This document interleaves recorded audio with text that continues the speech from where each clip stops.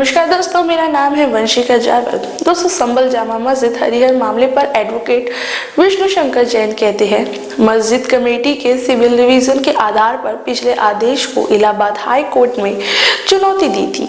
इस रिवीजन के तहत मस्जिद कमेटी ने एक सुधार आवेदन दाखिल किया, जिसमें उन्होंने का कहना है कि मस्जिद जामा मस्जिद है। किसी और ने कहा कि मस्जिद जुम्मा मस्जिद है, जबकि किसी ने कहा कि यह जुम्मी मस्जिद है।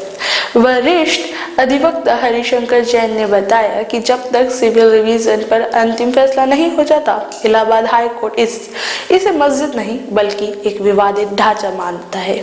यहाँ तक कि राम मंदिर बाबरी मस्जिद को भी 70 साल तक विवादित ढांचा बताया जा रहा था।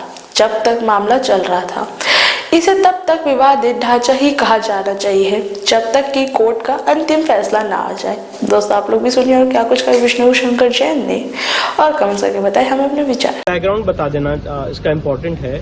19 नवंबर 2024 का जो सिविल जज सीनियर डिवीजन चंदौसी साहब का ऑर्डर है, जिससे एडवोकेट कमिश्नर की नियुक्ति की गई थी, इस आदेश को वहां की मॉस कमेटी ने ऑनरेबल इलाहाबाद हाईकोर्ट में सिविल डिवीजन के द्वारा चैलेंज किया। इस चैलेंज के दौरान मॉस कमेटी ने करेक्शन एप्लीकेशन फाइल की, जिसमें उन्होंने कहा कि ये जामा मस्जिद है, किसी का कहना है कि ये जुम्मा मस्जिद है, किसी का कहना है कि ये जामी मस्जिद है।